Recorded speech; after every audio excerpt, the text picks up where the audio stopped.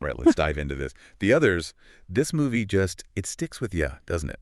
And today we're going to figure out why it's a total classic. We've got some seriously cool sources lined up, not just about the plot, Uh-huh. which, okay, yeah, has that crazy twist everyone knows, Oh, yeah. but about what makes it more than just your average, ghost story. It's really interesting to think about when this came out, like 2001, right after The Sixth Sense. Audiences were all about those mind-bendy twists back then. Yeah.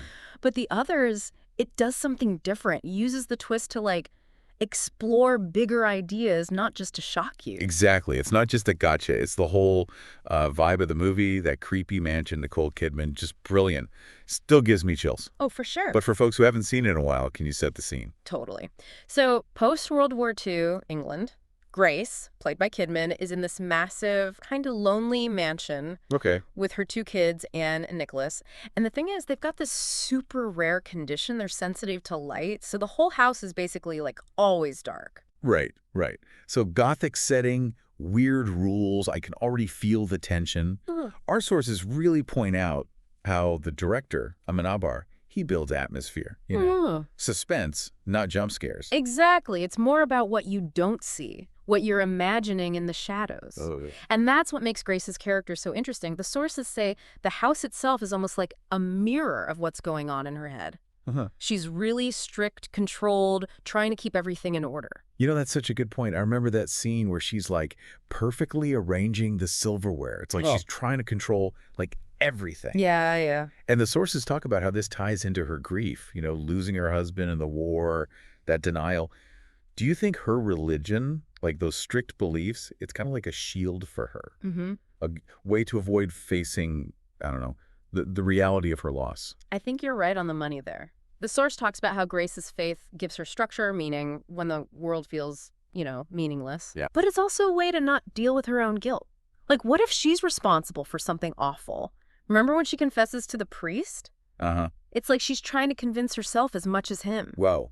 Never thought of it that way. Makes you wonder what we're all capable of pushing down when things get too painful. Right. And those kids, Anne and Nicholas, they always creep me out. It's not that they do anything scary. It's just that eerie feeling they give off. The source calls them innocent, but like in a specific way. It's like they're aware of something dark, something we don't get. Those blank stares. Oh, yeah, chills. Total chill. They're not screaming, running around possessed. It's the quietness, like they're watching, that makes them so freaky. Like they know something we don't. Do you think that was intentional? Like a Amenabar using them to hint at the twist? Oh, for sure. The sources are super clear that the twist, as shocking as it is, it's totally woven into the film, not just thrown in there. It unfolds slowly. Oh, yeah. Little hints, unsettling things. The kids, with their strange, I don't know, awareness and being so calm, they're part of that buildup. I'm so ready to talk about the twist. But first, got to mention those hints. I was rereading a source, and it talked about how Grace always struggles with doors. Like, she can't open them fast enough, almost like something's locking her. That's such a good detail. And it connects to something else the source brings up, the servants, how they act, always whispering, disappearing, like Grace is interrupting something. Mhm. First time you watch it just feels creepy, but on a rewatch, totally different meaning. Oh my gosh, it's true. It's like those little things suddenly become huge red flags. You think Amenabar was messing with us, leading us down the wrong path, so the twist hits harder. I think so, yeah. He's amazing at using, like, suggestion and misdirection to make you uneasy. And that's actually where the source dives into his filmmaking techniques, which we should talk about. Because it's not just the story and the others that works. It's how it's filmed, how it sounds, how it makes you feel. Totally agree. Yeah. We've barely scratched the surface. This is just the beginning. So much more to uncover about how the others really gets under your skin. You were saying how the others gets under your skin. Yeah. And one of the sources really digs into how Amenabar does that, like through his filmmaking. Tell me more about that, because even without, actual ghosts, the movie's just visually stunning, so atmospheric.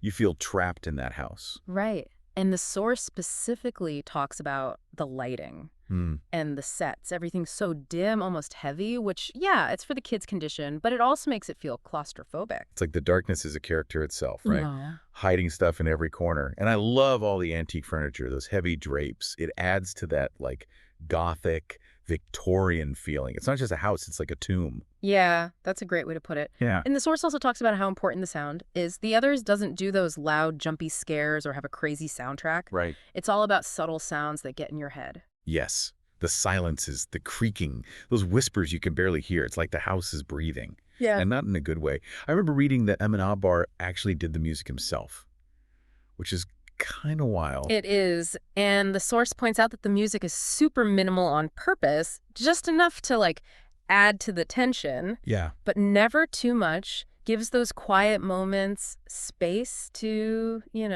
breathe. Which can be even more creepy. It's so true. It's the waiting, that feeling that something's going to happen that freaks you out. But we keep coming back to the twist. I think we got to talk more about how well it's done. This one source really breaks it down, how it's not just a trick, it's like built into the whole movie. Yeah, you're right. And what's crazy is you watch it again and again, you find new stuff. Those hints you missed the first time, they're suddenly obvious. Like, remember that scene where Grace is looking for her kids and gets totally lost? The source says that could be like a subtle hint that she's a ghost, not able to move around normally. Oh, totally. And the way she interacts with the servants, almost like going through them, such great foreshadowing. Yeah. It's like the movie's playing with us, making us pay attention and put the pieces together. Definitely a movie you got to watch more than once. And that's what makes it better than, your typical scary movie. It makes you think, try to figure stuff out. Speaking of figuring things out, one of the sources talks about the meaning behind The Others, like beyond the scary stuff. It says the film is really about loss, guilt, how we deal with trauma. I can see that. Grace not remembering things, needing everything to be a certain way. The source says those are all signs of her, I don't know, suppressed grief. Yeah. Guilt about what she did. Right. She's holding on to this world of, like, order and control to protect herself from the truth. Makes sense. And the haunting itself, it's kind of like a symbol of that struggle in her head. That's so interesting. So the house is like a metaphor for her mind. Yeah. All dark, isolated, feeling trapped. Yeah. And the religious stuff is interesting, too. Grace being super Catholic, fearing sin. It's almost like she wants to be forgiven, but she doesn't even know she's already dead. Yeah, it's ironic.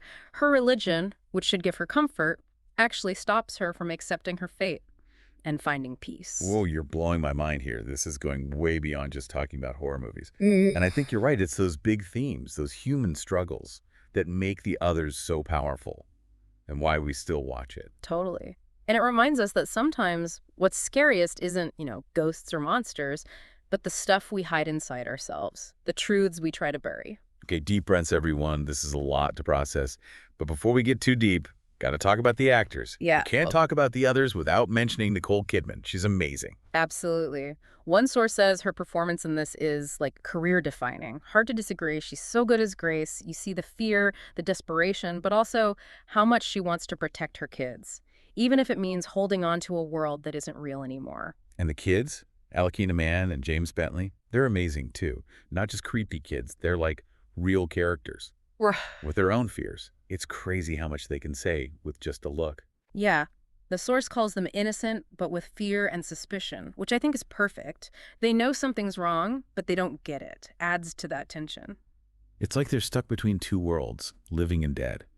And they remind us that something else is going on, something we can't understand. And it shows how good Amenabar is as a director to get such good performances from kids. He creates this feeling of, like, unease. You never know what's real. And it's not just the acting, it's how he uses everything. The lighting, the sound, the music, it all builds this, like, dread. We've talked about the sound design, and him doing the score just shows how much he cared about his vision. It's true. Every little detail matters when you're making a good horror film. And The Others is like a masterclass in that. Totally. It's a movie that stays with you.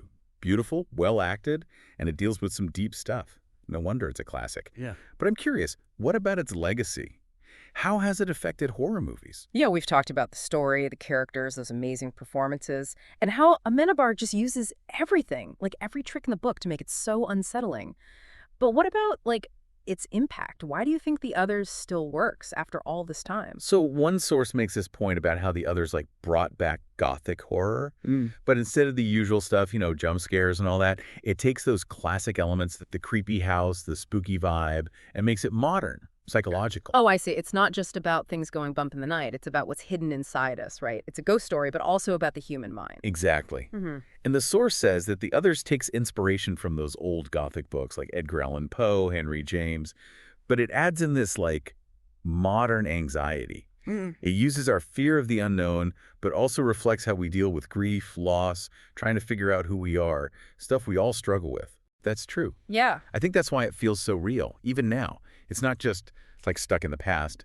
It speaks to something bigger, about being human. Yeah. And it's cool to compare it to The Sixth Sense, which we talked about, came out just before. Right. Both have ghosts, twists, but the others is so different in its tone, how deep it goes. Yeah, it's much more, I don't know, sad, thoughtful. It's not just about the aha moment. It's about understanding the characters. Like, you really feel for Grace even after you know the truth. For sure. And the source talks about how that empathy is why the movie stays with you. It's not just trying to scare you. It makes you think, makes you feel. It makes you face some, hard truth about yourself. You keep thinking about it after you've seen it, about grief, guilt, what's real. It's like a ghost story someone whispered to you. It sticks around. Yeah. And the source also mentions the ending, which, without spoiling anything, it's kind of open-ended. Right. It doesn't wrap everything up perfectly. Yeah. It leaves you with questions, a feeling like something's not quite right. And I think that's what makes it so, I don't know, haunting. It's like the story keeps going, even after the movie's over. You wonder what happens next, Yeah. what they do, how they deal with being, stuck between worlds. And it comes back to that question the source asks. What does it mean to be the other? To be, I don't know, on the outside, not understood, trapped. It's Mhm. all over the movie. And I think we've all felt that way sometimes. Oh, totally. Like, we don't belong. Yeah. And the others shows us that feeling, that fear, it's something we all share. Sometimes the scariest things aren't monsters, but the stuff we create in our own minds. That's a powerful thought. And I think it's a big part of what we learn from the others. It asks us to face our fears, to question what we think is real, and to understand people who are different from us. Oh, we've talked about so much. It's amazing how much there is to this movie. We went from the plot to gothic horror to, like, deep questions about life. And it's all thanks to these awesome sources that helped us really dig into the others. Yeah, hopefully this made you want to watch it again, or maybe find other films that make you think in new ways. Because sometimes the scariest stories are the ones that are closest to, our own lives. Thanks for joining us, and until next time, maybe keep those lights on. You never know what might be out there in the dark.